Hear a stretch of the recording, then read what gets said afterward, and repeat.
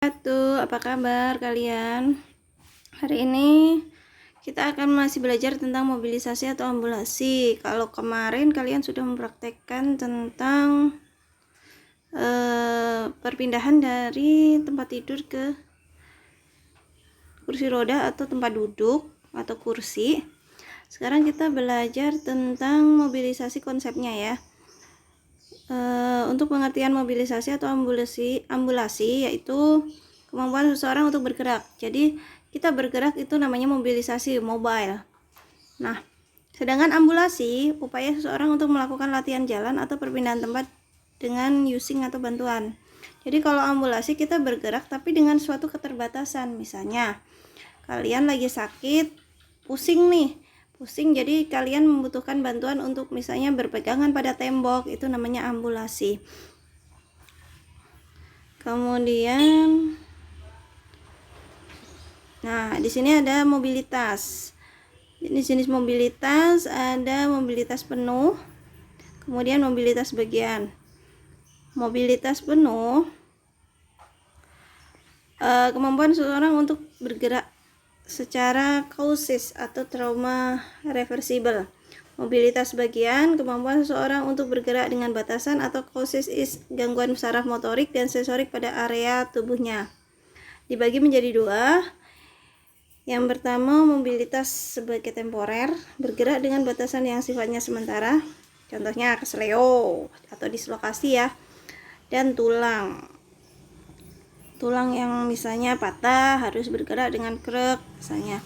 Mobilitas sebagai permanen, bergerak dengan sifatnya menetap. Contohnya poliomyelitis. Tahu nggak poliomyelitis? Poliomyelitis yaitu kalau kalian tahu penyakit atau pernah dengar penyakit polio, nah itu namanya poliomyelitis. Jadi dia tidak bisa berjalan ya. Kemudian selanjutnya adalah faktor yang mempengaruhi mobilitas. Nah, faktor yang mempengaruhi mobilitas ada beberapa: gaya hidup, proses penyakit dan injuri, kebudayaan, dan tingkat energi seseorang. Gaya hidup, makin tinggi ke tingkat pendidikan, perilaku kesehatan makin tinggi.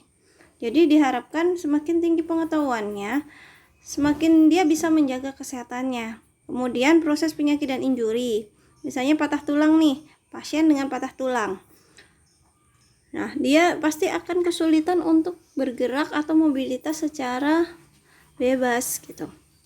Kemudian kebudayaan, orang yang mengalami gangguan mobilitas atau sakit karena adat dan budaya tertentu dilarang untuk aktiviti. Contohnya budaya misalnya habis operasi sesar.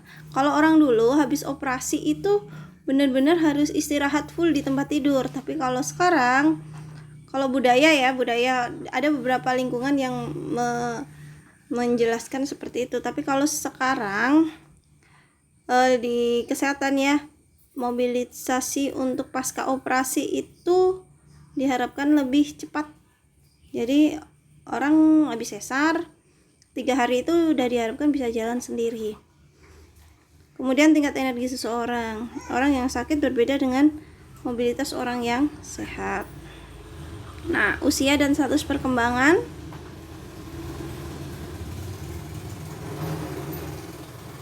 Nah, di sini ada manfaat mobilisasi dan ambulasi.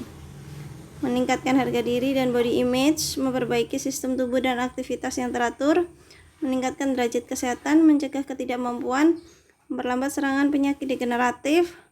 Kemudian ada manfaat ambulasi, mencegah dampak imobilisasi pasca operasi, depresi, perubahan tingkah laku, dan perubahan siklus tidur.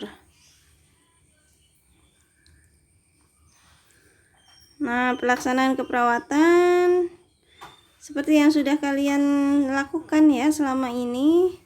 Ada duduk di atas tempat tidur, langkah-langkahnya bisa nanti kalian baca sendiri. Turun dan berdiri langkahnya. Nah, ini nanti saya kirimnya, silahkan nanti kalian baca sendiri ya.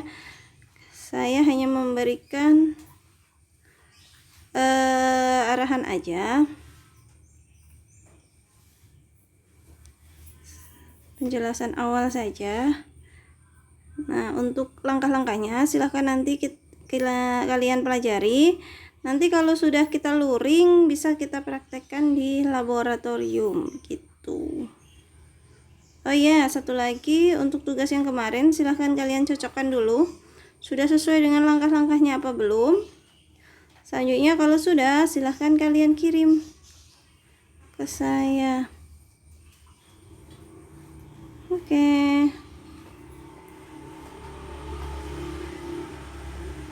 Oke, saya akhiri dulu.